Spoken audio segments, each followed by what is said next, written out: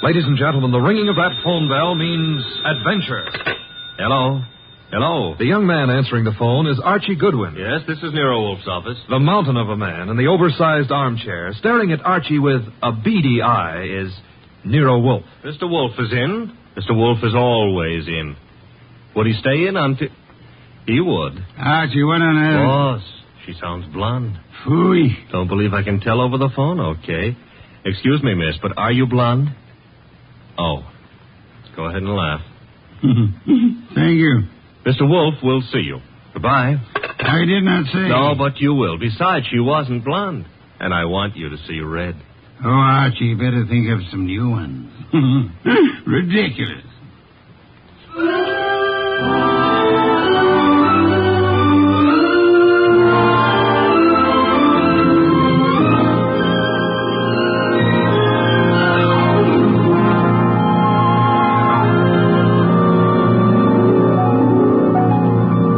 Ladies and gentlemen, it's the bulkiest, balkiest, smartest, and most unpredictable detective in the world. That chair-borne genius, Nero Wolfe, created by Rex Stout and brought to you in a new series of adventures over this NBC network in the person of Mr. Sidney Greenstreet.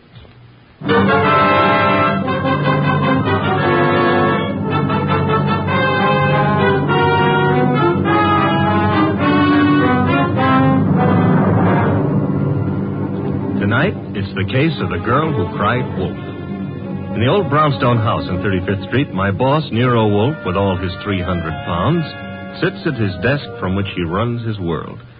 We have been patiently waiting for the lady client. And there's a knock at the door, and I admit her. A beautiful, frightened, and red-headed girl. Mr. Wolfe? Mr. Nero Wolfe? Not by 160 pounds. I'm Archie Goodwin. Oh, yes. I spoke to you on the phone. I'm Mary Dunning, Mr. Goodwin. I was wondering if... He's in. He's always in. Come on. We'll try getting him to admit it. This is Mr. Wolfe. Miss Mary Dunning. How do you do, Miss Dunning? Here, take this red leather chair. It's a nice match for your hair. You know, it was old Dr. Titmouse who said to me, beware of a red-headed woman. But I never could believe Thank you, him. Mr. Goodwin. Your business, Miss Dunning? Do you mean what I do or why I've come to you? Both, if you please. Well, I'm Mr. Stevens' secretary at the Tolliver Ecological Foundation. Our offices are down on East 12th Street. Ecological? Field research as to factors operating on plant and animal development and survival, Archie. Animal development, huh? Miss Dunning, the foundation has several agricultural research projects throughout the country, hasn't it? That's right, Mr. Wolfe. And Donald Stevens is executive director. Or was until... Was? He's disappeared. It's been 3 days now. He's not been near the office nor his apartment. No message or... Apartment? Stevens been living alone? He's a bachelor. He's engaged to Laura Tolliver. She's a cousin of the original Tollivers.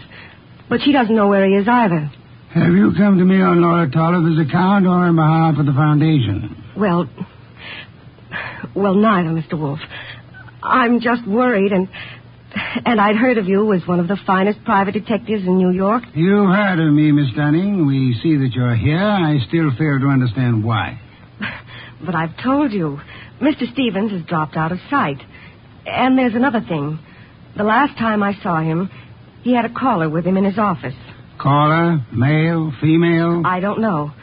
We're in a converted old brownstone house, and, well, the way the offices are laid out, I don't see all the people who come in unless they make a point of coming to my desk. Mm-hmm. I see. All I know is that Mr. Stevens stepped out for a moment, looking either scared or angry, I couldn't be sure which, and asked me to see if there was a policeman at the corner. Which corner? Archie, continue, Miss Dunning. Well, I started to go, and there were low voices arguing from the inner office. And then Mr. Stevens called me not to bother. Then what? He said I could go ahead and take my lunch hour then. So I did. And when I came back, he was gone. Leaving no message? Leaving no message. And you've neither seen or heard of him since? I've tried all over. By phone, going out myself. Miss Dunning, has Mr. Stevens been in the habit of making extended business trips? Well, once in a while to our research stations in Pennsylvania, or New Jersey, or up in Vermont. but not without letting me know. I have to make out his travel vouchers. Has there been any recent trouble at the foundation? Trouble? Financial trouble? Personal trouble? No, there's been no trouble. Miss Dunning, you're wasting my time and yours. This is a problem for the police, if there is a problem. Oh no, Mr. Wolfe. I'd have gone to the police, except, well, if there should be an innocent explanation, it didn't seem fair to the foundation to risk the unpleasant publicity. I said for the police. Wait a minute, Mr. Wolfe. It's your say-so, but when a girl walks in here and asks... The young lady can depart by the use of the same rather trim legs that carried her here, Archie. Oh, now, look, boss, just because I Miss look at... Dunning, I can think of a dozen reasons that might take your bachelor director out of town for a few days without the formality of explaining his actions. Then you won't look into this? Despite Mr. Goodwin's frowns, no. Should Mr. Stevens not turn up tomorrow or so, I suggest you advise the police or whatever attorney acts for the foundation. There is such a person, of course. Yes. Jonas Dowd is counsel. He's also a Coke trustee. Consult him, then, by all means. But you don't seem to understand. If you'll excuse me, I'm overdue for an important conference with my cook. We have just received a shipment of truffles from France. Well, of course, if Mr. Wolfe, if you ask me... Precisely what I've refrained from doing, Archie. Would you be good enough to escort Miss Dunning to the door? To the door, Archie. Good night, Miss Dunning. Good night. Good night. And thanks just the same. Look, Mr. Wolfe, it's your shop and you can get as surly as you please. But can you give me one excuse for that high-handed brush? One thin shred of an excuse? Miss Dunning was sitting in this chair... The girl was lying, Archie. Lying? How can you say that? At least twice. And possibly from the moment she opened that undeniably pretty mouth. Now, if you will excuse me, Archie, I have an appointment with a truffle.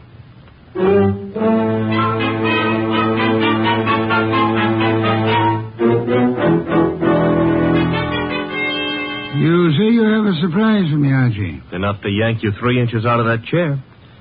Remember the girl who was here last night, Mary Dunning? You seem unwilling to let me forget her. Well, I took off on my own this morning to check up on that foundation setup. Good, Archie. I ventured a small bet with Fritz that you would. All right. See if your bet included this.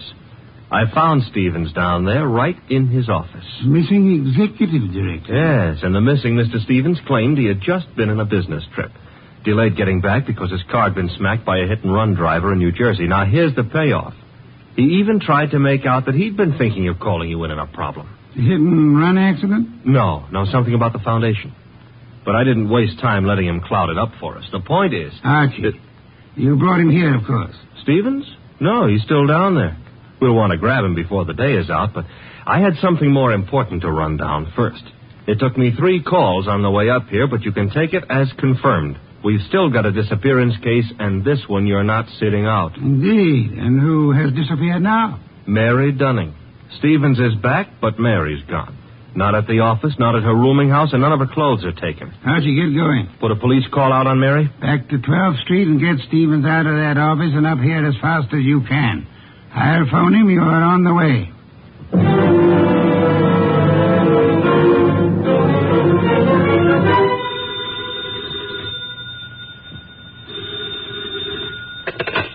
Hello? This Donald Stevens? Yes, this is Donald Stevens. This is Nero Wolfe. I understand you've been thinking of consulting me. Well, as a matter of fact, I have, Mr. Wolfe. I started to explain to Mr. Goodwin, but... Are you alone there at the office? Why, well, yes. As it happens... Be careful. I don't think your car smash-up was an accident. I've just sent Mr. Goodwin to ask you to come here. Meanwhile, I'd suggest... Oh, excuse me, Mr. Wolfe. There seems to be someone coming in now. Wait, Mr. Stevens. There hasn't been time for Archie to get there yet. Excuse me, Mr. Wolfe. Don't. Just hold the wire a moment. Wait, Mr. Stevens. Come on in. I haven't had a chance yet. Oh, what? No! No!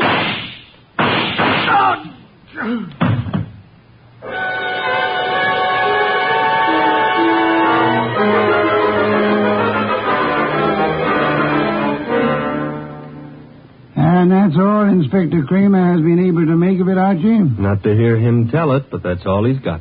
Stephen dead and the girl still missing. Did you find anything helpful at the office? I think the murderer started to tear up some account books and project ledgers, but I must have scared him away when I rang the bell. Couldn't have been more than 3 or 4 minutes after the shooting when I got there. But you saw no one? The murderer can cover a lot of ground in 3 or 4 minutes.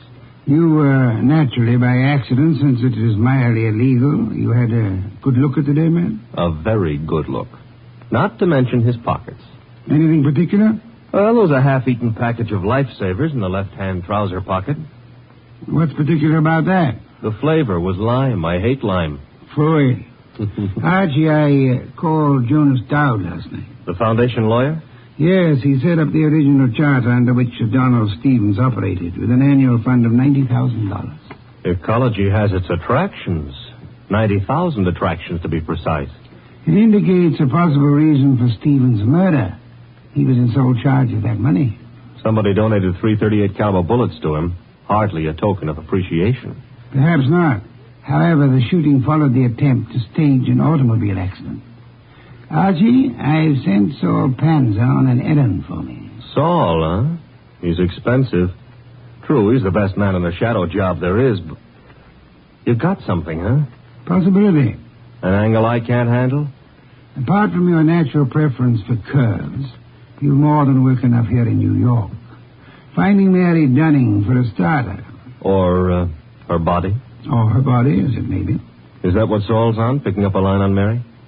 Among other chores, Saul is buying me some special groceries at the city market. You frown, Archie. I glower. But okay, play it cozy. You can send Saul off to Stockholm for smorgasbord for all I care. I'm still asking, what about Stevens and what about Mary? Where do we start? I'm expecting Laura Tolliver, the heiress, and the son of Jonas Dowd here within a few minutes. Jonas Dowd himself proved as difficult to pry from the office as... As you generally are from this one. Oh, good for old Jonas. Wait a minute, though. You said a son was coming. Would that be Peter Dowd? It would be. Could I trouble you to pass that second bottle of beer? It's your third. Stop auditing me, Archie. You reacted to the name of Peter Dowd. May I ask why? Kramer is ahead of you on that pitch. He's had Peter Dowd downtown already. And learned? Playboy, used to be in love with Laura Tolliver, now in line to take over Stevens' tidy $20,000 a year salary as executive director. To take over Fooey. Peter Dowd's no ecologist. He's got more important qualifications. His old man and Laura Tolliver are co-trustees under the Tolliver will, and the director can be anybody they name. Archie, you sound prejudiced against young Mr. Dowd. Yeah, that's what Kramer said. I'm just naturally suspicious of anybody who stood to pick up $20,000 a year, plus a whack at the $90,000 a year in house money, just by throwing 338 caliber slugs into Stevens. Particularly after getting rid of Mary Dunning to clear the way. The police still have no leads on Miss Dunning? A for effort, Z for results. Now, the way I see it, boss... Legwork now, Archie. Guess it's later. You might try Miss Dunning's landlady again for one, and try Peter Dowd's apartment. Now? Yes. I'd say go along and keep after the missing girl. Instead of sifting through the names in Stevens' appointment book you were asking about? It's two legs of the same animal. The names may help on the girl. Now, Archie, on your way.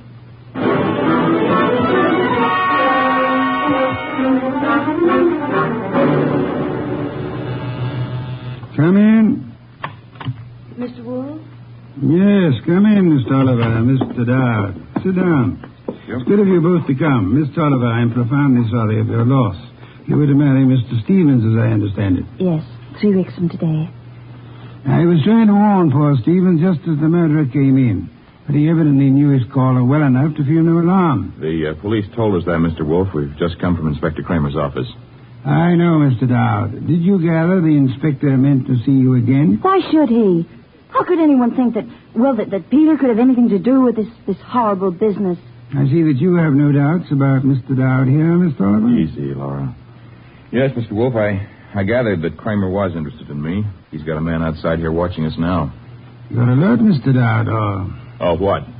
Or aware that Inspector Kramer may have grounds for keeping you under surveillance. Look, Mr. Wolfe, I didn't come here to be put through the jumps again. First Kramer and now you. I'm acting for the Tolliver Foundation, Mr. Dowd. I have been since your father retained me last night. Why jump on me, then? Young man at my age and weight, the chances of my jumping on anyone are about as likely as, as unlikely as to expect that you're not still in love with Miss Laura Tolliver here. Mr. Wolfe? We haven't admitted that we... Miss Tolliver, your concern a moment ago at the possibility that this young man might be charged with Stevens' murder. Now, wait a minute, Mr. Wolfe. Climb back on me if you want, but let Laura alone. If you're trying to I'm no longer trying, Mr. Dowd. You both confirmed the point for me. All right. I am still in love with Laura. And I think Laura's known ever since she accepted Stevens' ring that their engagement was a mistake. What are you going to make of that? Did Stevens know you hadn't given up on Laura? I told him twice. I even went down to the foundation just... Just when, Mr. Dowd? This morning while I was telephoning Stevens, for example? I haven't been near the foundation office for days. I've been out of town. Mr. Wolfe, you've no right to twist and turn everything Peter says. I do love him, but Laura. Oh, that's the first time you've come right out with it since... I'm sorry, Peter. I've wanted to tell you 1,000 times. But, well, you kept going away on all those trips, and I never knew whether it was for some other girl or... Mr. Dowd, Miss Tolliver, could this tender exchange be postponed till you two find yourselves alone? Go ahead, Mr. Wolfe. Ask anything you want, as long as I know it's all right with Laura here. Roundly spoken, Mr. Dowd. May I ask about Mary? What's Mary Dunning got to do with this? I'm glad you're aware of the Mary I meant. Well, I've met her at the foundation, of course. We've all heard she's missing. You couldn't suggest where she might be. How would Peter know? Let's return to Mr. Stevens. Can either of you explain his 3 days' absence from the city?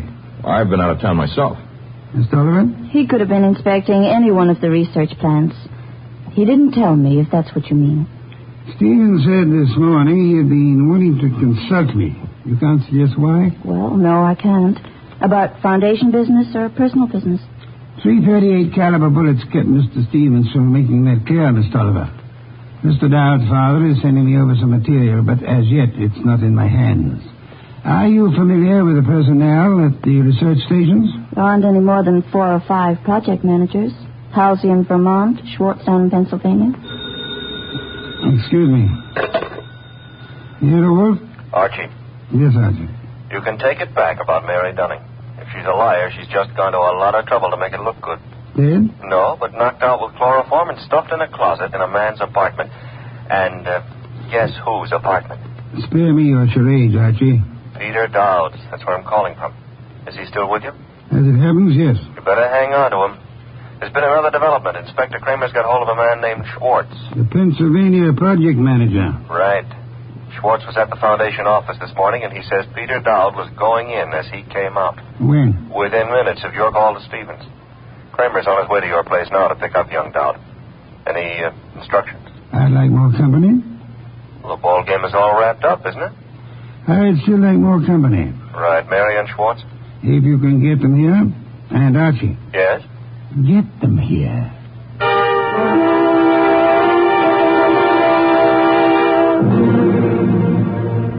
I'll have that 5th bottle of beer, Archie. 7th and quota for the night. And when do you get around to calling in Mary and our friend Schwartz? In a moment, Archie, in a moment. After all that scramble to get him here. I've been studying these project reports that Jonas Dowd sent over. Fascinating field ecology. I know. The factors playing on the development and survival of living organisms. Too bad poor Stevens didn't figure on a factor named Peter Dowd. Archie, I'm ready for Mr. Schwartz now. No Mary? I'll risk you in the next room with Miss Dunning for the time being. Okay. One Schwartz coming up. Oh, come in, Mr. Schwartz. Mr. Wolfe? How do you do, Mr. Schwartz? My apologies for this long wait you've had. And I'll try to make our business brief. Yes, sir. Mr. Schwartz, you managed the Tolliver Agricultural Research Station in Pennsylvania for some time. 2 years. I am not sure I didn't once enjoy a shipment of mushrooms that came from your place. You've experimented with Maya arenaria. Maya arenaria? Yes, of course. Yes, we've done some work with mushrooms. They were excellent. By the way, I understand you saw Mr. Stevens just before he was shot down. If I'd stayed 10 minutes longer, he might still be alive. May I ask the purpose of your call? I was delivering the monthly reports. No special trouble you came to discuss? No, sir. You met Peter Dowd coming in at the foundation as you were going out. How did he look? In a hurry. How so? He just pushed past with his face turned away. You sure it was he? Yes, I had seen him at the foundation maybe 2 or 3 times before. Were you aware that Mr. Stevens and Mr. Dowd were both apparently in love with the same young lady? I'm a research worker, Mr. Wolfe. I wouldn't know about Mr. Stevens' personal affairs. Just an hour ago, before Inspector Kramer took him from here, young Dowd admitted that he'd been there today. I didn't think I could be mistaken. But he said only because Stevens had phoned him to come. Were you there when that call was made? No, there was no call to Dowd while I was there. Excuse me, Mr. Swartz. Yes, Nero Wolfe speaking. This is Saul Panzer. Yes, Saul, you're still... Yeah, still down here at the city market. Looks as if you were right. Indeed? One of their trucks just pulled in with a load of full crates. Top quality produce.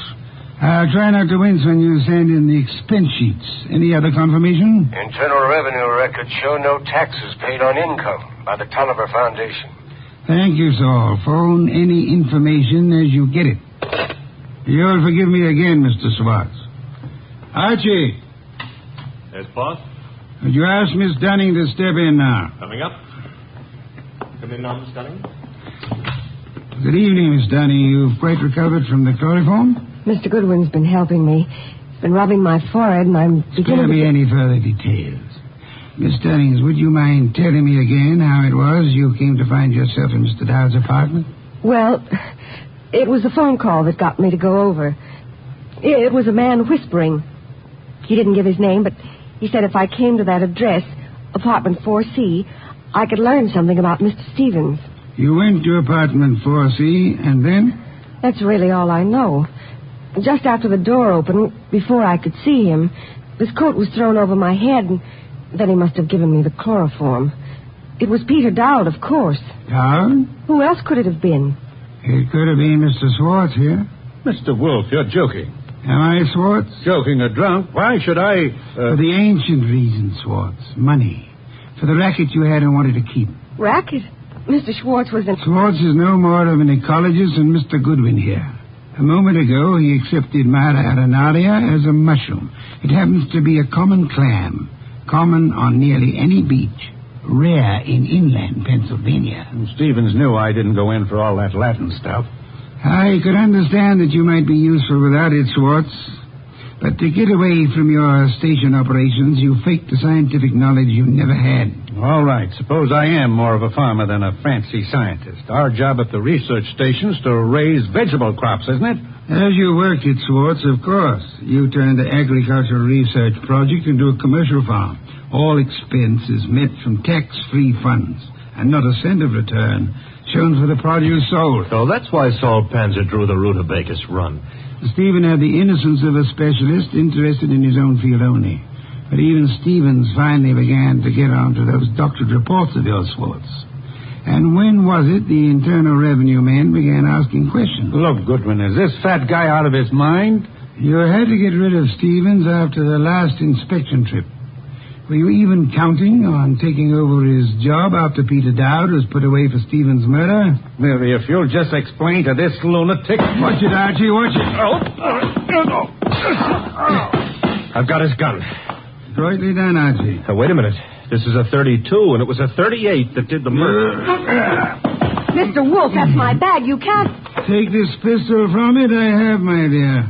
And this extraordinary effort you put me to, of actually leaving my chair to secure this weapon, we'll add that to the score against you. Mr. Wolfe, if you aren't too tuckered to answer, that gun from Mary's bag. It's a 38. It may be the one used on Stevens. But Mary couldn't. She didn't. If ballistics tells us that this is the weapon, then Swartz must have passed it to her for safekeeping, till it could be planted in young Dowd's apartment or car or whatever. I didn't have anything to do with it. Miss Dunning, you had to do with more than you know. Do you realize that if Mr. Goodwin hadn't found you at the Dowd apartment when he did, that you might not be alive at this moment? You were the one person who knew Swartz's crime. Mary, don't listen to him. She's listening, Swartz. Miss Dunning, you thought the chloroform scheme was directed solely against Peter Dowd, and so you let Swartz talk you into it.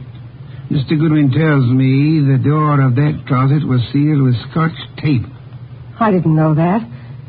Schwartz actually tried... Your chloroform sleep was meant to turn into a permanent one, Miss Dunning. And I was trying to cover for him. All right, here it is. Schwartz planned it all. He did try the hit and run, and he did shoot Stevens. He's a liar. Mary, you've been juggling those books since... Say the details for Inspector Kramer, Swartz. There's guilt enough to be divided between you and guilt enough to burn you both.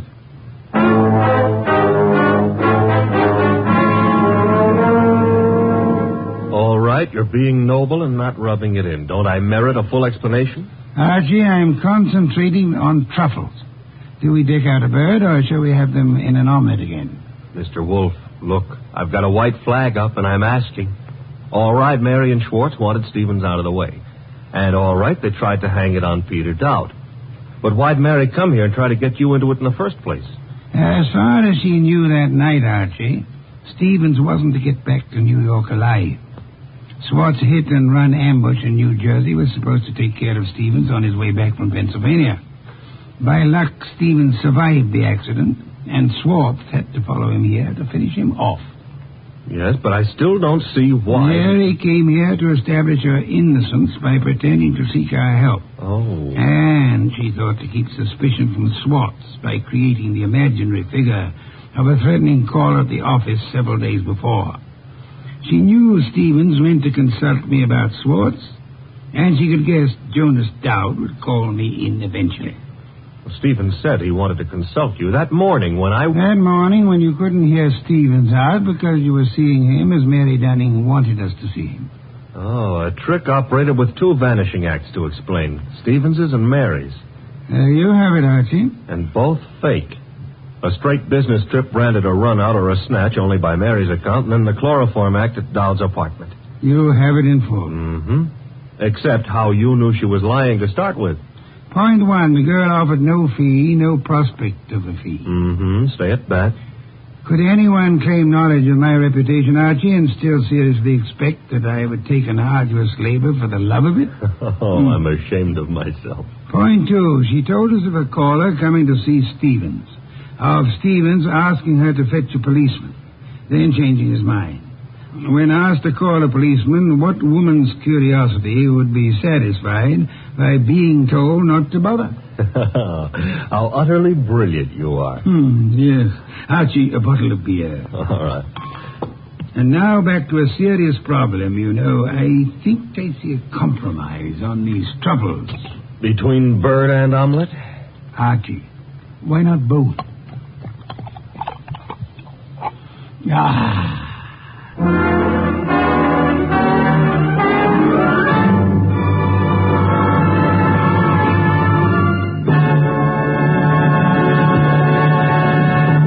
You have been listening to The New Adventures of Nero Wolfe, starring Sidney Greenstreet.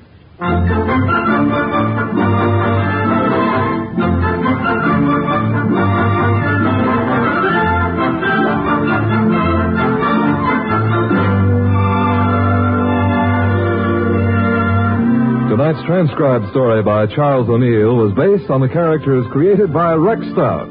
This is an Edwin Fadiman program, produced and directed by J. Donald Wilson. In the cast were Larry Dobkin as Archie Goodwin, and Charlotte Lawrence, Howard McNear, Monica Neely, Lamont Johnson, and Herb Butterfield.